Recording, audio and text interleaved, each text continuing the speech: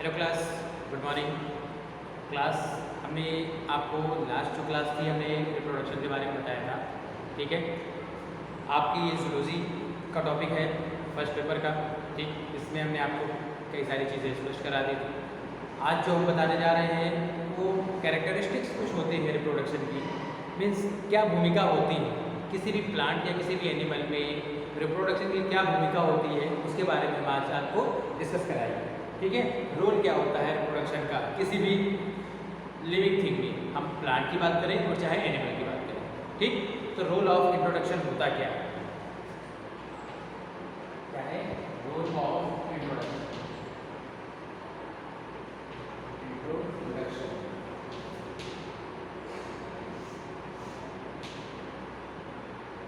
या हम ये कह सकते हैं इसको लक्षण के बारे में बता सकते हैं, ठीक है। क्या रोल होता है, क्या कैरेक्टरिस्टिक्स होती है, क्या रोल प्ले करता है रिप्रोडक्शन किसी भी, चाहे हम ह्यूमन बीइंग की बात करें, चाहे हम प्लांट की बात करें या कोई भी और भी एनिमल जो हैं उनके बारे में बात करें, ठीक।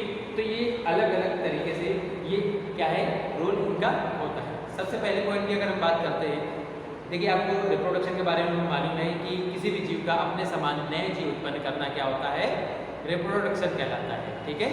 Same offspring produce by reproduction, ठीक।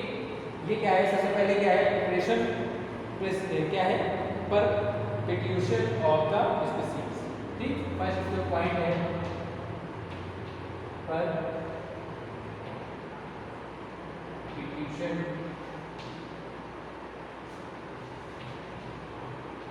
ऑफ स्पीसीज, ठीक।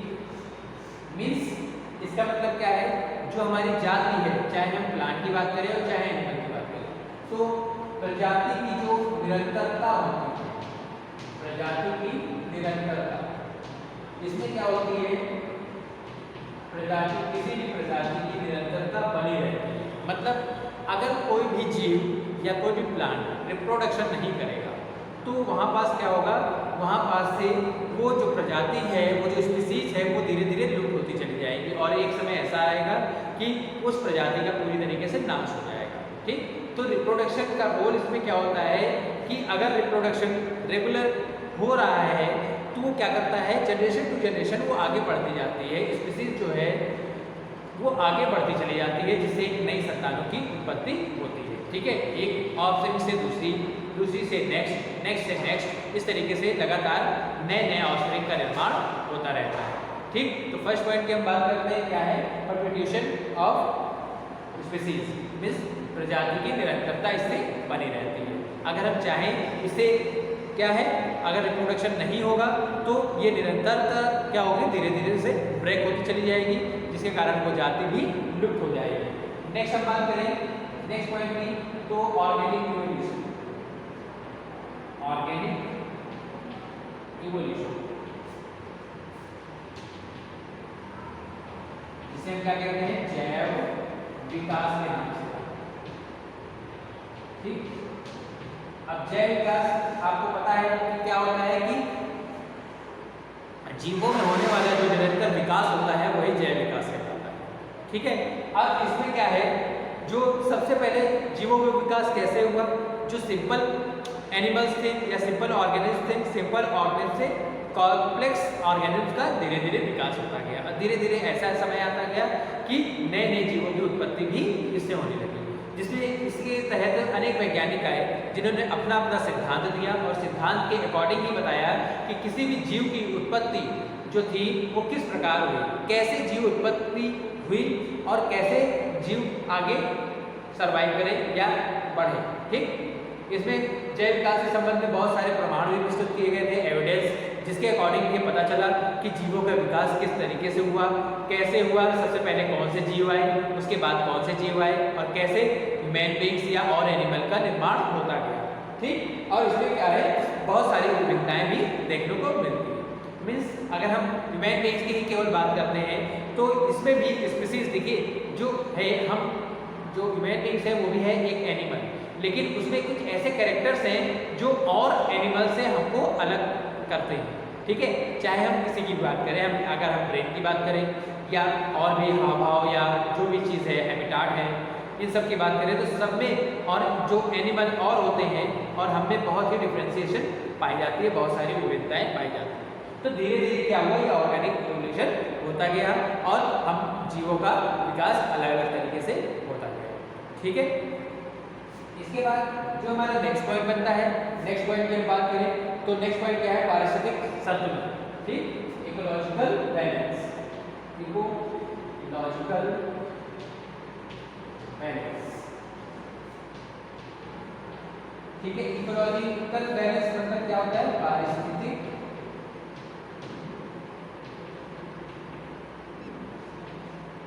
संतुलन। ठीक है, कैसे पारिस्थितिक संतुलन बना रहेगा।